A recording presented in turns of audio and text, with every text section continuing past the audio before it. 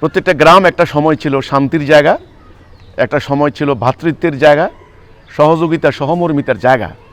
এখন প্রত্যেকটা গ্রাম হয়ে গেছে এক একটা অশান্তির জায়গা। যারা ঢাকা শহরে বসে বসে রাজনীতি করে তারাই হচ্ছে গ্রামে গঞ্জে এই যে অশান্তির অরাজকতার মূল ঘুড়ির নাঠাই আছে না, নাঠাই কিন্তু ওখানে। এই যে বাংলাদেশের চরগুলোতে যত চরের মধ্যে মারামারি হয়, চরের মারামারির পিছনে খবর নিয়ে দেখো, মূল ঢাকা শহরে গডফাদাররা বসে থাকে।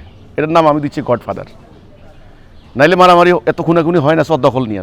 ওরা তো হলো মূল বাহিনী। তো বাংলাদেশে গ্রামীণ যে জনপদের, গ্রামের যে আবহমান বাংলার যে ঐতিহ্য ছিল, যে গ্রামের মানুষের একটা সহনশীল ঐক্যবদ্ধতা, পারস্পরিক জানা চেনা বুঝা, একটা আত্মীয়তার বা মানে প্রতিবেশী সুলভ যে গ্রামীণ পরিবেশটা ছিল, এটা এখন আর নাই। এটা এখন আর নাই। প্রত্যেকটা গ্রাম হয়ে গেছে এক একটা ডিনামাইডের মতো। প্রত্যেকটা গ্রামে বিভিন্ন কিশোর গ্যাং গড়ে উঠছে। এখানে কেউ কারো কথা শুনে না, সবাই প্রচণ্ড উগ্র। কে কাকে হামলা করছে, কে কাকে আক্রমণ করছে, কারো কোনো ইয়ত্তা নেই। এখন রাজধানীতে রাজনৈতিক দলের বড় বড় নেতারা তারা পালিয়ে যাওয়ার সুযোগ থাকে, তাদের বাড়িগুলোও থাকে সুরক্ষিত, কারণ সেখানে সেনাবাহিনী আছে, আইনশৃঙ্খলা বাহিনীর বিরাট একটা মোতায়েন থাকে, একটা প্রোটেকশনের মধ্যে থাকে। শেখ হাসিনা পালিয়ে গেলেন, ওনার আত্মীয় স্বজন বড় বড় মন্ত্রী এমপি উল্লেখযোগ্য তারাও কিন্তু চলে গেল। কিন্তু বাট সারা বাংলাদেশে যে আওয়ামী লীগের গ্রামে গ্রামে যেই নেতা কর্মী সমর্থক সুদী তাদের যা আরে কী পরিমাণ জাহান্নামের নরক যন্ত্রণা ভোগ করতেছে এখন, তারা করছে, এটা ওরা জানে। এটা কিন্তু বন্ধ হয় নাই। এখন তারেক জিয়া ক্ষমতায় আসছেন, বিএনপি ক্ষমতায়। এখন কোনো কারণে যদি মানে রাজনীতির পট পরিবর্তন ঘটে, তাহলে বিএনপির কর্মীদের কী অবস্থা হবে? অলরেডি আওয়ামী লীগের লোকেরা যেভাবে হুমকি ধমকি দিচ্ছে। তাহলে ব্যাপারটা কি? ব্যাপারটা হলো এই যে জনগণকে রক্ষার কোনো আমি কাউকে দেখি না। আসলে জনগণ কিন্তু সাফারার হচ্ছে।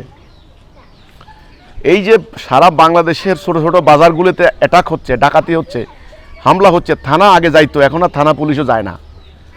এখন পুরোটা একটা অন্যায়ের কাছে সবাই সারেন্ডার করছে।